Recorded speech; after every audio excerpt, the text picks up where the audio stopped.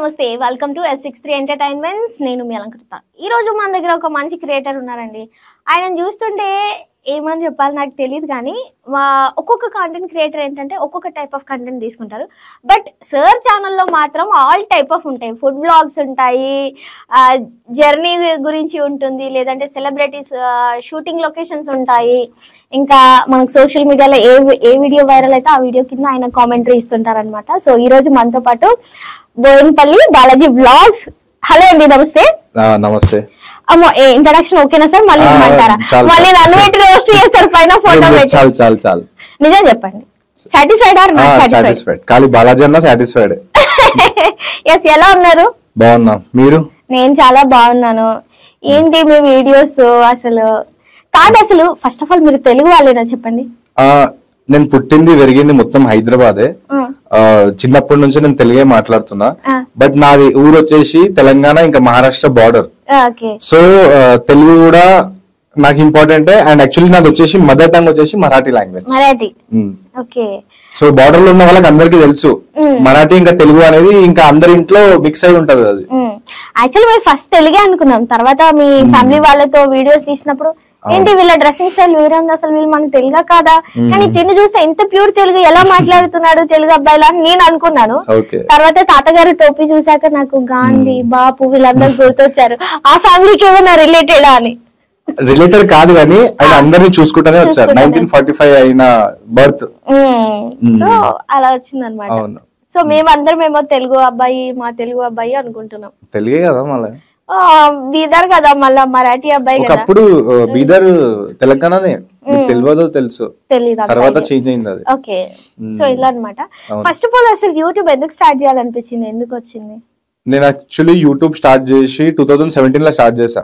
Just for fun అందరు అంటారు కదా యూట్యూబ్ లో ఇన్కమ్ వస్తుంది అని అలా స్టార్ట్ చేసా ఇన్కమ్ ఏం అప్పుడు రాలే ఏదో అప్పుడు 1 month లో ఒక వీడియో వేసుకుంటా 1 month లో వీడియో నేను యాక్చువల్లీ జాబ్ చేస్తుండే ఎప్పుడైతే నాది డిగ్రీ అయిపోయిందో ఇక్కడ నేను కుకట్పల్లిలో జాబ్ చేసుకుంటుండే సో అనుకోకుండా ఒక వీడియో వైరల్ అయిపోయింది ఎప్పుడు చేశారు ఆ వీడియో వీడియో వచ్చేసి 2022 ఓకే అంటే 17 లో స్టార్ట్ చేసి 4 years వరకు అలాగే కంటిన్యూ చేస్తున్నారు అంటే వేసుకుంటా పోతున్నా వీడియో బట్ వ్యూస్ వస్తలేవు కానీ నాకు ఒక అరే నా పాత వీడియోస్ ఇప్పుడు మీ పాత వీడియోస్ తీయండి మీరు ఎంత హ్యాపీ ఫీల్ అవుతారు సో అలా నాకు నడుస్తుంది అనుకోకుండా ఒక వీడియో వైరల్ అయిపోయింది వైరల్ అయిపోతే దాని మీద ఇన్కమ్ బాగా వచ్చింది నేను అనుకున్నా అరే నేను ఎన్ని 2-3 years కి ఇలా జాబ్ చేస్తున్నా నాకు శాలరీ ఇంత వస్తుంది నేను అమ్మ ఒక్క వీడియోకి నాకు ఇంతగానం వచ్చేసింది అని ఇంకా నేను దీని మీద ఎక్కువ ఫోకస్ పెట్టిన యూట్యూబ్ మీద so back to back 4-5 videos viral అయినాయి మంచి ఇన్కమ్ వచ్చింది ఆ హ్యాపీనెస్ లో దెబ్బ కూడా పడ్డది ఒక వ్యక్తిని ట్రోల్ చేసుకుంటే ఊకుంటాడు సో కేసు పెట్టిండు మళ్ళా రిటర్న్ కూడా తీసేసుకున్నాడు ఇంకా ఫన్ లో చేసాం ఎవరు కావాల్సుకున్న మీరు నాకేం శత్రువు కాదు నేను మీకేం శత్రువు కాదు అలా చేసుకున్నాను అని వాళ్ళకి ఇంకా ట్రోలింగ్ ఆపేసుకొని రియాక్షన్ వీడియోస్ ఎవరైనా నాకు పిలిస్తే వాళ్ళవి హోమ్ టూర్ వీడియోస్ సో అలాంటివి చేసుకుంటా మంచిగా హ్యాపీగా రన్ చేసుకుంటా కానీ నాకు యాక్చువల్గా ఒక డౌట్ మీరు చేసిన ఒక వీడియోనే రోస్టింగ్ వీడియో మీ దాంట్లో చూసుకుంటే హెవీ రోస్టింగ్ కూడా అసలు ఏం ఉండదు నీట్ అండ్ ఒక కంటెంట్ ఇస్తారు బట్ ఇంతకు మించి ఎవ్రీ వీడియోలో రోస్టింగ్ చేసే వాళ్ళు ఎవ్రీ వీడియోలో చాలా వల్గారిటీ మాట్లాడే ఛానల్స్ చాలా ఉన్నాయి మీకు ఒక్క వీడియోకి ఎందుకని అంత ఎఫెక్ట్ పడ్డది వాళ్ళు 100 వీడియోలు చేస్తున్నా ఎందుకు ఎఫెక్ట్ పడట్లేదు ఒక వీడియోకి ఒక 1 lakh 2 lakh వ్యూస్ వస్తున్నాయి నా ఒక్క స్పెషల్ వీడియోకే 1 crore వ్యూ అయింది అది ఇప్పటికీ నా ఛానల్లోనే బోయిన్పల్లి బాలాజీ వ్లాగ్స్ లో మీరు ఒక 2 years బ్యాక్ పోయి వీడియోస్ లో చూస్తే అది ఇప్పటికి ఉంది సో 1 crore వ్యూ కి ఒక 1 lakh వ్యూ కి చాలా డిఫరెన్స్ ఉంటది కదా ఆ సీఎం వరకు పోతుంది అది 1 crore వ్యూ పోతే సో అట్లా దానివల్ల దెబ్బ పడింది ఒక్కటే వీడియో అని కాదు చాలా వీడియోస్ 50 lakhs 60 lakh వ్యూ ఉంది ఇప్పటికే ఉంది అది మీరు వ్యూవర్ చూస్తే తెలిసిపోతుంది వాళ్ళకి మాకు ఇంకొకటి ఏమనిపించింది అంటే బేసిక్ గా వ్లాగ్స్ స్టార్ట్ చేశారు అబ్బాయిలు ఏంటంటే వ్లాగ్స్ చెయ్యరు సిగ్గు పడుతుంటారు షై గా ఫీల్ అవుతుంటారు అంటే వాళ్ళు ఏంటంటే స్టైల్ గా ఫొటోస్ పెట్టడమా రీల్స్ చేయడమా సంథింగ్ అబ్బాయిని నిరూపించుకోవడానికి చేస్తారు మా అలాగా అమ్మాయిలు ఏంటి హాయ్ ఫ్రెండ్స్ అని వ్లాగ్స్ చేస్తాం మరి మీరు వ్లాగ్స్ కంటెంట్ లోకి రావడానికి రీజన్ ఏంటి రీజన్ ఏం లేదు నేను షార్ట్స్ వీడియోస్ వేసుకుంటా పోయినా ఇంకా లాంగ్ వీడియో వేయాలా ఏం వేయాలా నాకు అర్థం కాలే. షార్ట్ ఫిల్మ్స్ వేయలేం ఎందుకంటే ఇది ఫన్నీ కంటెంట్స్.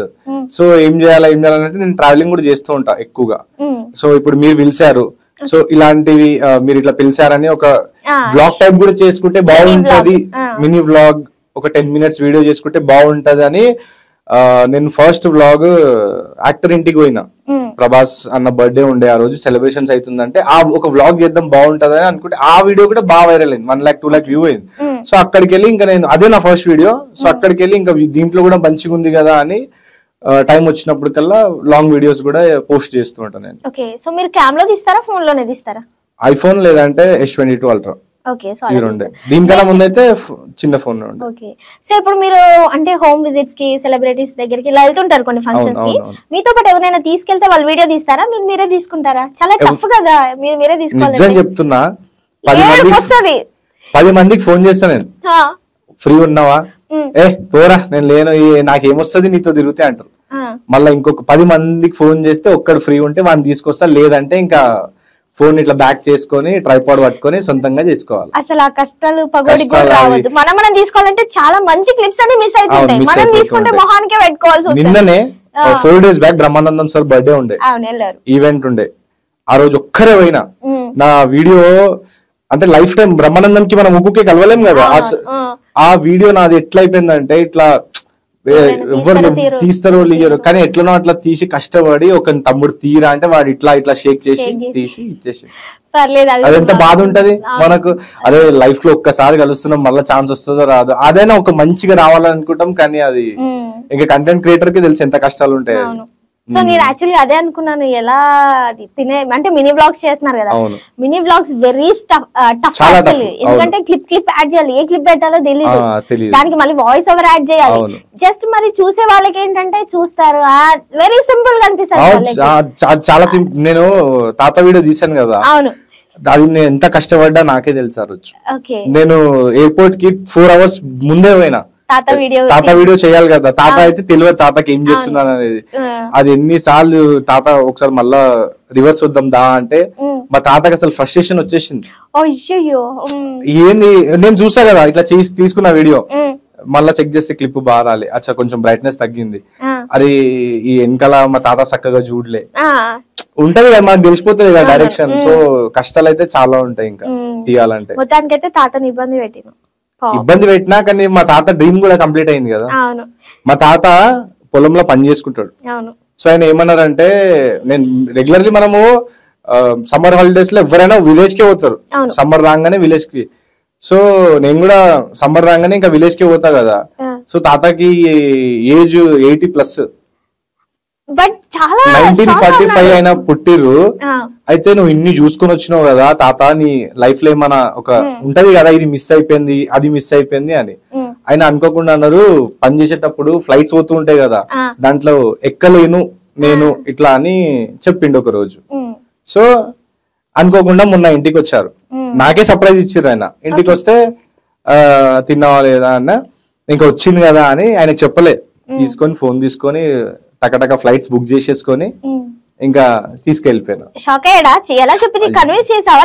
ఏమనలే, రేపు మనం పోదాం నాడు. నేను చెప్పులు వేసుకొని పోయినా, వీడియోలో చూడండి చెప్పులు వేసుకొని ఉన్నా, ఆయన షూ వేసుకున్నాడు. నేను షూ వేసుకొని ఉంటే మొత్తం రెడీ అవుతుండే, రాకపోతుండే. ఎడ పోతాం రా ట్రాఫిక్ లా, ఈ సిటీలో అయినా ఎక్కువ తిరిగాడు. ఇటు సైడ్ అంటే కొంచెం అవుట్ ఆఫ్ ఉంటది, కొంపల్లి సైడ్ అయితే. సో చెప్పకుండా ఆయనకి తీసుకొని పోయి ఫ్లైట్ లో ఎక్కిస్తే ఆయన ఇంకా చాలా ఖుషి. అసలు కొంచెం టేక్ ఆఫ్ టైమ్ లో కొంచెం భయపడ్డాడు. తర్వాత పైకి పోయిన తర్వాత చాలా ఆయన కంఫర్ట్ అనిపించింది, చాలా కొంచెం ఏడ్చిండు కూడా, వీడియోలో పెట్టలేదు ఏడ్చేది. అంటే ఇంకా ఈ ఏజ్ లో ఇది చూసాను ఫ్లైట్ ఎక్కేది అనేది, ఇంకా చాలా హ్యాపీ అయిపోయాడు ఆయన. ఎక్కడి వరకు తీసుకెళ్లారు ఫ్లైట్ లో? తిరుపతి తీసుకెళ్లి రిటర్న్ తీసుకొచ్చారా? కాదు, తిరుపతి దర్శనం పోతామని అనుకోలేదు. నా ఫేవరెట్ ప్లేస్ తిరుపతి, ఎక్కడైనా తీసుకోవాలా. ముంబై తీసుకోపోతే ఏం లాభం అని తిరుపతి ఎలాగో ఫేవరెట్. ఫ్లైట్ ఎక్కలే, వచ్చేటప్పుడు ఆయన వద్దు నాకు ఫ్లైట్ వద్దు, ఇంకా ఆయన కొంచెం వాంటింగ్ ఫీల్ అయ్యింది ఫస్ట్ టైం కదా ఎవరికైనా. సో ట్రైన్ లో తీసుకొచ్చేసినారు. నేను కూడా అనుకోలే. ఇప్పుడు ఉంటది కదా, మీ మదర్ ది డ్రీమ్ ఉంటే మీరు కంప్లీట్ చేయరా అది? చేయాలి చేయాలి. అంతే కదా. మా మదర్ ఫాదర్ కి ఏం లేదు, తిన్నామా హ్యాపీ ఉన్నామా హ్యాపీ ఉన్నాం. కానీ మా తాతకి కొంచెం, మా తాత కూడా ఆ టైంలో ఆయన సెకండ్ ఇయర్ కంప్లీట్ చేశారు, ఫుల్ ఎడ్యుకేటెడ్ ఆయన, ఇందిరాగాంధీని కూడా కలిసారు ఆయన.